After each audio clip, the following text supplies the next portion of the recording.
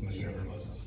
To start off with, I want to thank Pat and all you guys. I know no matter what your personal opinions are of this TA, that you guys have worked your butts off for the last 2 years. You put a lot of time and effort into that. So I do thank you guys for doing that, because I sure didn't want to do it. But that being said, I now have a question / ask. So you said a couple times that the company's position currently, and that's the verbiage you use, which is what's concerning me, is that furloughs are considered to be a continuation of 482C. However, in 1B10, that is not, word furlough is not in that section at all. Will you commit to getting a side letter written before voting opens, confirming that position from the company, and is that a possibility? Because otherwise, I'm afraid it'll end up being like the Lake Alliant business seat from the last contract, where we think we have something and then we find out later that they decided to reinterpret it. Yes, I just want to point out, I appreciate your question, but I do want to point out that there is an entire section that's furlough and recall, section 23. Section 23, the first paragraph is A1 furlough. And in A1 furlough, there's also A1A, which says no furlough shall occur prior to the application of 482B and 2C.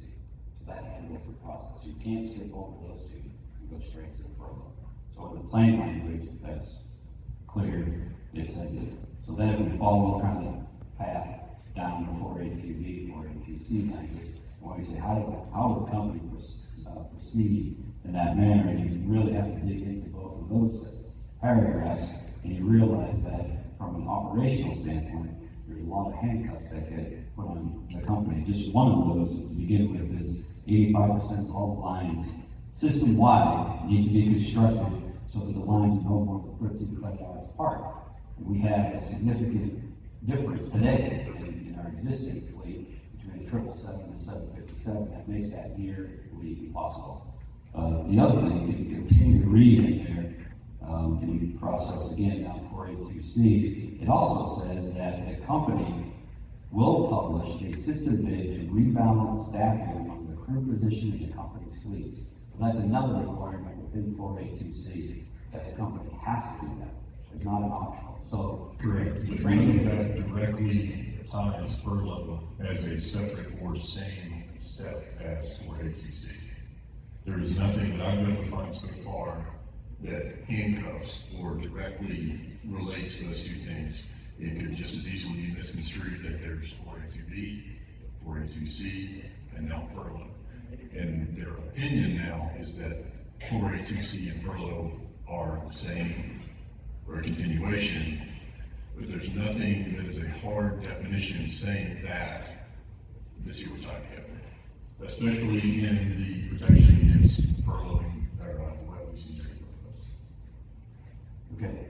I don't want, I guess what I'm saying is not give the company the option to work around it because you have to pay for it. And I think I'm pretty sure I understand the question. Yes, I think the answer to your question was in the 2015 TA, when we incorporated the 0902 and 0904, correct me if I'm wrong, Terry.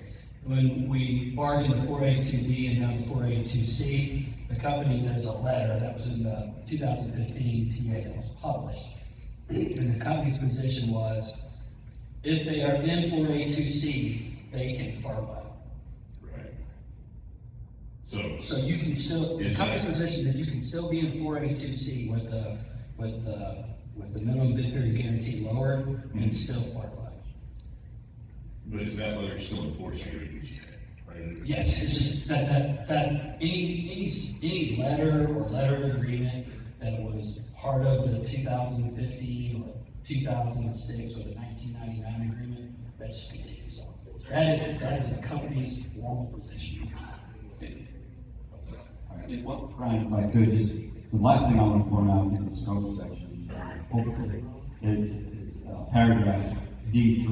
When we talk about the scenario that I've heard out there where they go and they basically assume all this wet lease from an operator or multiple operators, they just gobble everything that's up there, because what you're saying is you're trying to replace 400 aircraft, mostly wide body fleet, with whatever wet lease lessors are out there, But if you go to paragraph D3 in the scope section, D3 states, should the company acquire, merge, or operate another U.S.